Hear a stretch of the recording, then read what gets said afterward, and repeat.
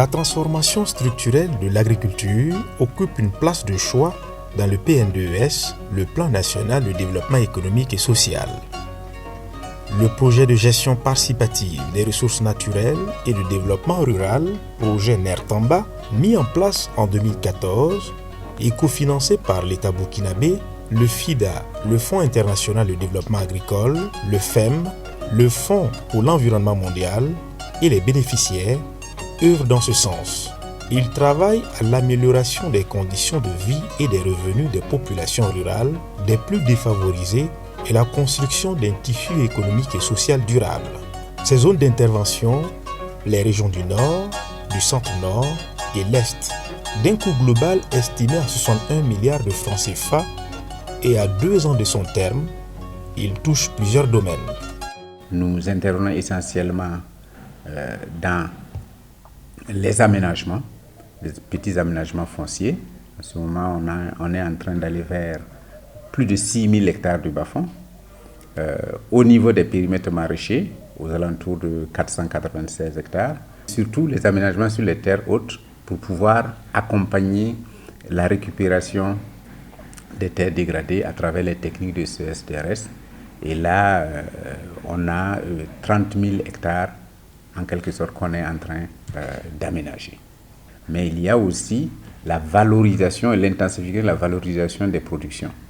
Et à cela, nous avons un fonds d'appui qui accompagne les promoteurs au niveau local, les porteurs d'initiatives pour pouvoir financer des micro-projets et beaucoup de PDE, ce qu'on appelle les plans de développement des entreprises, avec le financement de projets d'énergie verte pour pouvoir stimuler et conserver la biomasse et surtout préserver l'environnement. Et ce financement, son objectif, c'était de venir renforcer, consolider et donner plus de design en prenant en compte des aspects environnementaux que le projet NER-Tamba ne prenait pas suffisamment en compte. Quand on prend l'ensemble des réalisations de protection des bassins versants et en utilisant l'outil EXACT, qui est un outil d'évaluation du bilan carbone et au niveau de l'intervention du projet, et ce bilan est fait par l'ONDD, nous sommes à autour de presque 90% de ce que nous attendions pour la réalisation des activités liées à ce financement additionnel. C'est pour dire que l'ensemble des réalisations, que ce soit la mise à l'échelle des CSDRS, que sont les cordons pierreux et autres, et avec tout ce qui est développé autour de l'exploitation des produits forestiers non liés, nous sommes à 90% en termes de résultats et pour ce qui concerne le financement additionnel. La première composante est considérée comme le cœur du projet NER-Tamba. Elle œuvre dans les domaines de l'aménagement des bas-fonds et périmètres maraîchers, la réalisation d'infrastructures et gère tout ce qui a trait au foncier. L'objectif de la composante 1, c'est d'accroître la résilience des exploitations, des ménages face aux aléas climatiques. Et la composante 1 est divisée en 2 volets. Nous avons le volet aménagement et nous avons le volet foncier. Le volet aménagement est réparti en 2 actions majeures. La première action porte sur l'aménagement de bas-fonds et l'aménagement de périmètres maraîchers. Et la seconde action porte sur la protection et la restauration des hautes terres dégradées ou non. Le projet NER-Tamba accorde une place de choix dans ses interventions aux couches les plus vulnérables, qu'il cible par des études préalables en vue de leur accompagnement.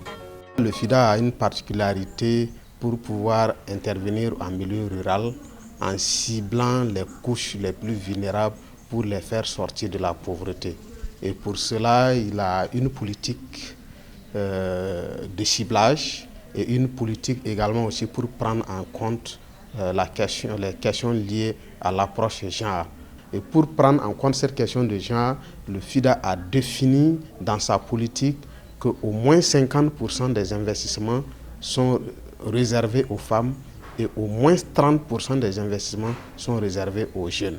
Sans oublier également aussi les couches les autochtones ou les personnes déplacées que vous voyez aujourd'hui ou les personnes vulnérables pour pouvoir prendre en compte les besoins spécifiques de chaque couche pour que chacun puisse se retrouver dans l'intervention. Une cellule économie agricole travaille d'arrache-pied depuis le début du projet dans l'accompagnement de la mise en valeur des superficies aménagées ainsi que toutes les initiatives agro-silvopastorales portées par les bénéficiaires. Elle intervient suivant 3 leviers: appui technique, financement et renforcement des capacités avec des résultats fort appréciables. Au niveau de la première sous-composante, à date, nous dénombrons plus de 40 000 personnes qui ont accès à l'appui conseil. Ça veut dire que ces personnes-là, d'une manière ou d'une autre, ont appris vraiment comment il faut produire, comment vraiment il faut conserver, comment il faut transformer et comment ils peuvent faire pour mieux commercialiser leurs produits. Et le second résultat, c'est qu'à travers le fonds d'appui et le fonds d'investissement, il y a plus de 3100 micro-projets, plans d'affaires et PDE qui ont été financés à plus de 3 milliards de francs CFA. Et le fonds d'appui aussi a permis la mise en valeur de plus de 40 000 hectares de superficie aménagées soit à travers des bas-fonds, soit à travers des périmètres maraîchers, soit à travers des terres récupérées par des techniques de CES, DRS, conservation et des eaux des sols, à plus de 2 milliards 495 millions de francs CFA à date. Le projet NER-Tamba a mis en place une composante gestion des savoirs et communication. Objectif: capitaliser les succès et les formaliser, toute chose qui apporte une plus-value dans les actions à mener. Dans la mise en œuvre des projets, il y a des savoirs qui sont générés, des savoir-faire qui sont mis en place et des techniques innovantes qui sont créées.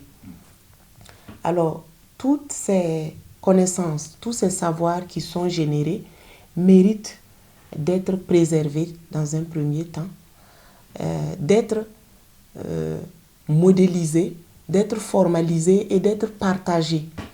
Pourquoi cela? Parce que ces savoirs, s'ils ne sont pas partagés, ils ne peuvent pas être utilisés, sinon réutilisés par d'autres acteurs du développement rural. Il s'agit donc de capitaliser ces connaissances et ces savoirs à travers des formats divers.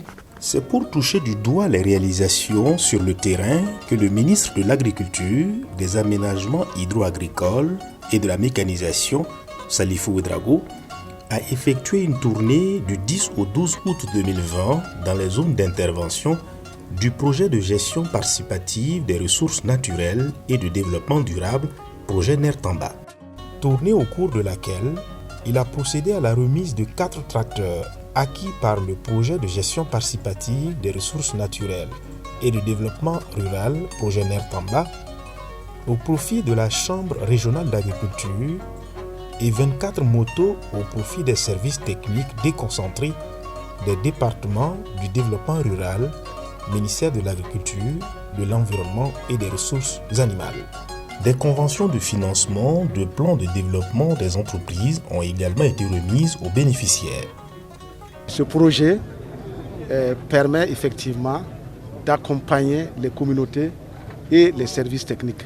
Et nous avons également des personnes déplacées qui sont dans cette région, qui ont besoin aussi que nous puissions labourer pour elles. Donc c'est pour dire que ce tracteur-là vient à point nommé et c'est pour vous dire également qu'au-delà de la saison pluvieuse, nous avons des bas-fonds sur lesquels nous devons labourer, nous devons mettre en place des puits maraîchers pour permettre aux communautés de pouvoir produire des cultures maraîchères. Le ministre de l'Agriculture et des Aménagements hydro-agricoles a énuméré les principales réalisations faites dans la région du Nord après 6 ans de mise en œuvre. Aménagement de bas-fonds, récupération de terres dégradées, financement de micro-projets. Ces projets de développement d'entreprises vont permettre aux femmes et aux hommes de pouvoir mettre en place des unités de production dans le domaine des produits forestiers non liés. Le ministre a fait d'une pierre deux coups en visitant, après la cérémonie, une exploitation agricole familiale de 2 hectares aménagée en technique de Zaï, dans un village de Kirsi, situé à 35 km de Yako. À Yargo, Salifou Ouedraogo s'est rendu dans ce bas-fond risicole de 44 hectares, aménagé par le projet Nertamba en 2009 et exploité par les membres d'une coopérative forte de 482 personnes, dont 275 femmes. Sida tonia yon ruisro ton pa ma muya soma debul me de pa ma yamda ko to dum se to mo bade sida na fa keme non pa am song ni na tamba song ton da a ton patin goma sai wala mi song ton muya song ni ton pa liba ya to ninga a ton ham pong de me ton patin pu sai donc on ndawa ton nam pu la wiso la ton ke tembo horba yab ke te song do windiga yung te terable balem tum ni ngabwa yi se ton ko man ko tondo donc wa a ton ke lin terabla yung le unto fa gille ringa ton nam pu le bal ku so. Durant cette sortie sur le terrain, le ministre Salifou Ouedraogo avait à ses côtés les autorités municipales et coutumières qui saluent les réalisations du projet Nertamba au profit des acteurs du monde rural. Il faut dire que tous les 60 villages qui composent la commune de Boquin sont représentés ici. Et ce qui fait que au fur et à mesure qu'ils avancent, ils me tiennent informé de la situation. Donc les problèmes qu'ils ont exposés sont réels. Et bon, il faut dire que pendant l'hivernage, ils vivent des travaux de choses, du riz. Mais après l'hivernage, ils voudraient peut-être s'occuper aussi dans l'artisanat ou autre chose. Ou peut-être, s'ils ont la possibilité d'irriguer, ils pourront faire du maraîchage. Si on l'agrandit d'ailleurs, peut-être qu'on va augmenter l'espace, ce qui va aussi augmenter le rendement. Donc l'apport est très appréciable. Vous avez vu, ça fait 34 hectares pour 400 et quelques personnes qui travaillent, dont des femmes. C'est déjà un élément moteur de fixation des gens dans leur terroir. Par le passé, vous voyez, c'était l'exode rural. Les gens allaient en Côte d'Ivoire pour faire le développement de notre pays. Et ça, c'est déjà très important qu'on puisse fixer les uns et les autres dans leur terroir. Et deuxièmement, que ça puisse contribuer à la sécurité alimentaire et même résoudre le problème de malnutrition. Donc déjà, c'est un élément très positif et ça fera contagion dans d'autres villages, puisque les gens sont venus voir. Il faut que d'autres aussi vont venir demander. Et je crois petit à petit, quand ça vient de la demande des gens, je pense que c'est très positif. Donc c'est pourquoi je me suis déplacé aussi, pour marquer mon intérêt et mon implication dans l'exécution de la réalisation du projet. Du Nord, le ministre de l'Agriculture, des Aménagements hydro-agricoles et de la mécanisation a mis le cap sur la cité légendaire du cuir, Kaya, dans la région du Centre-Nord, confrontée elle aussi à des conditions agroclimatiques difficiles.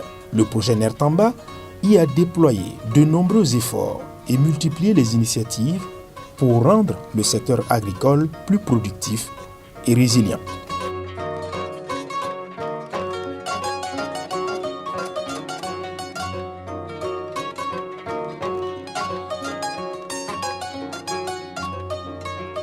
La politique de mécanisation de l'agriculture est également matérialisée ici par la remise de 18 motos et 3 tracteurs à la Chambre régionale d'agriculture du Centre-Nord et au service technique déconcentré du développement rural.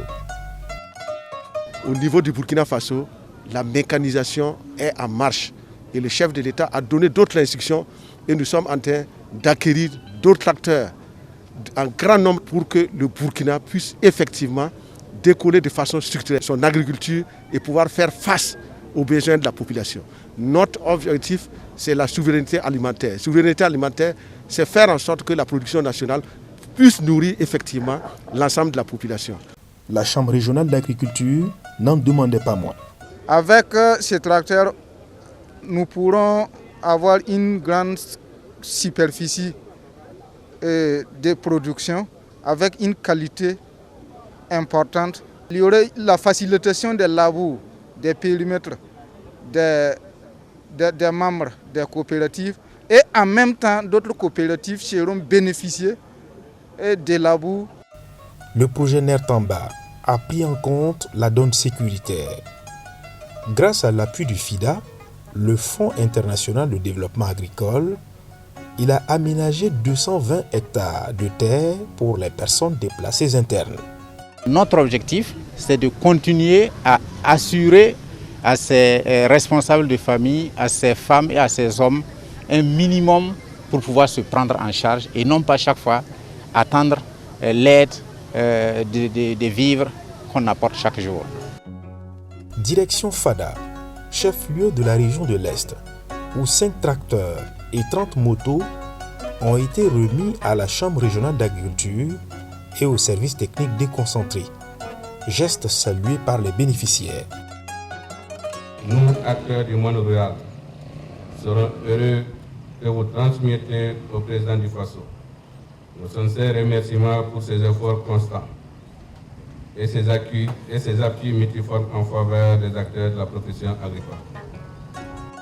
Fidèle à sa mission d'accroître la résilience des populations rurales par une gestion participative et durable des ressources naturelles et par l'accroissement des investissements productifs, le projet Nertamba a permis la réalisation de plus de 1000 micro-projets. Il travaille surtout à accompagner les producteurs à aller vers la professionnalisation en optant pour des mécanismes structurants afin d'atteindre la souveraineté alimentaire.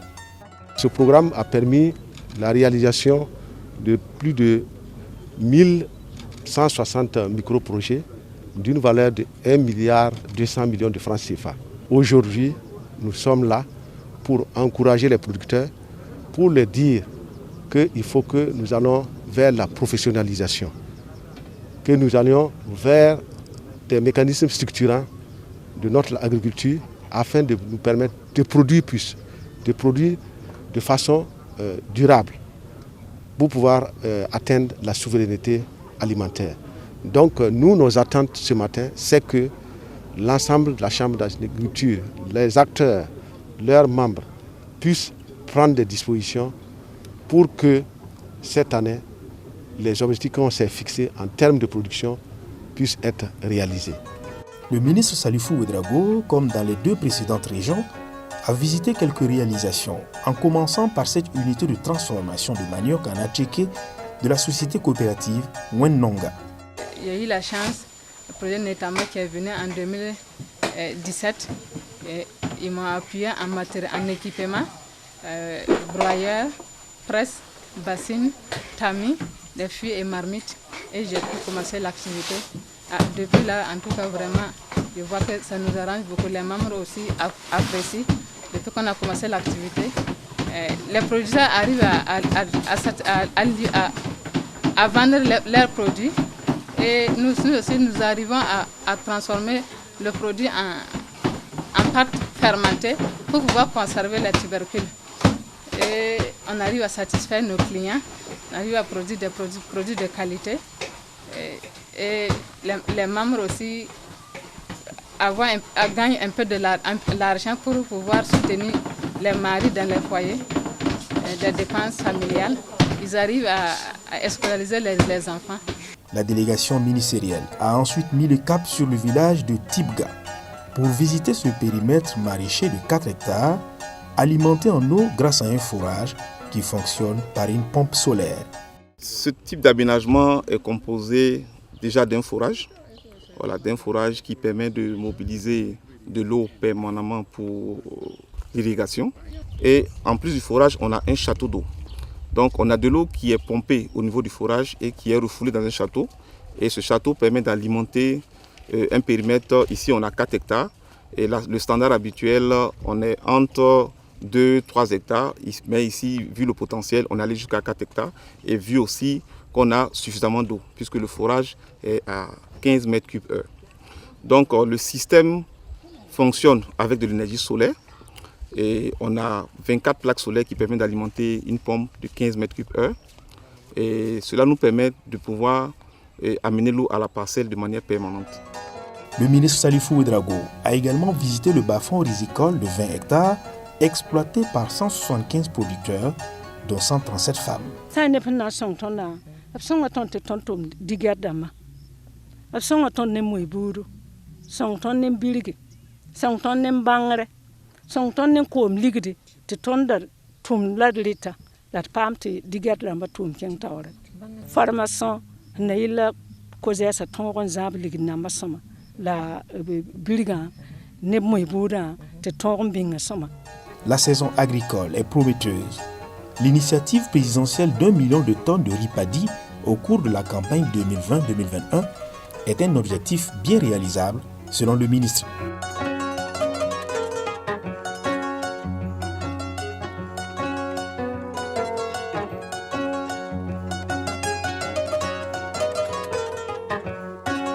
2014-2022, il reste encore 2 ans au projet pour réaliser tout ce qui est prévu.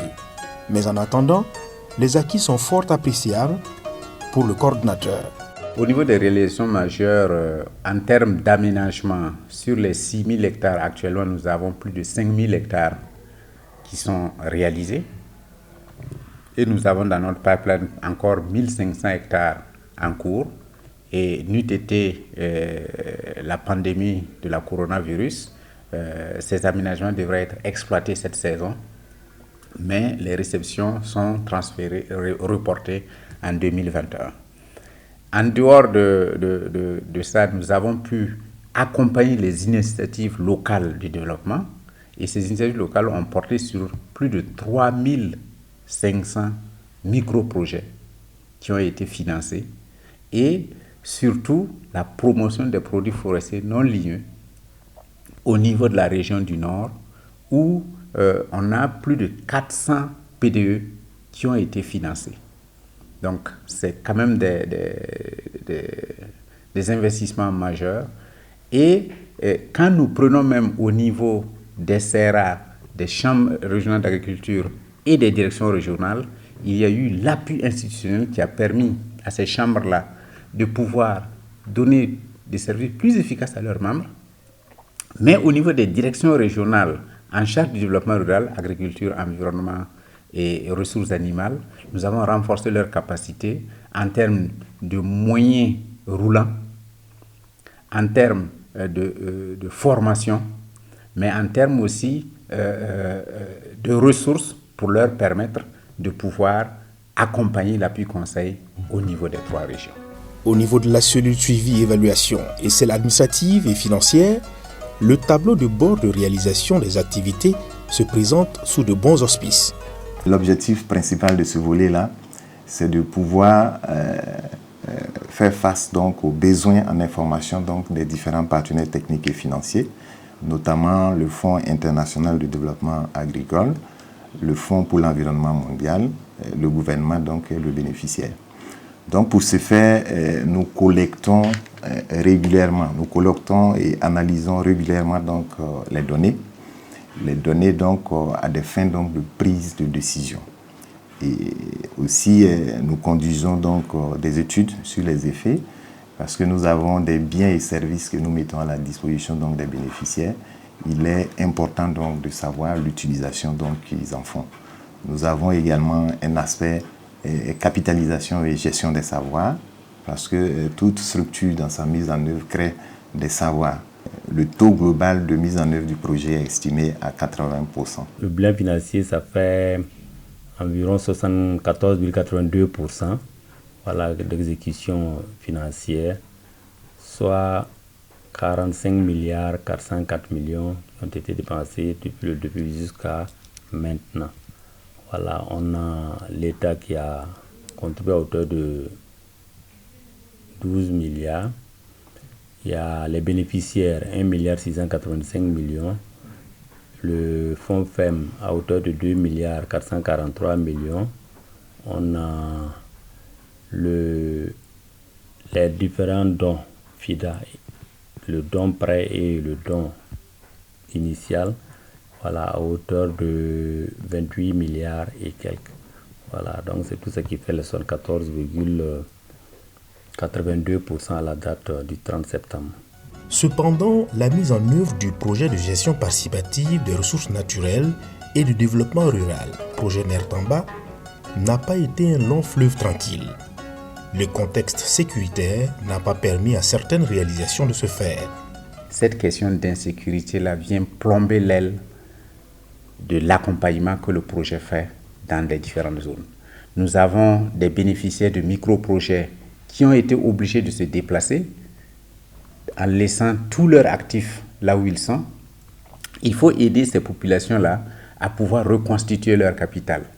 Et partout où ils se sont installés, il y a eu des négociations avec les populations hôtes pour pouvoir les insérer et leur trouver des terres.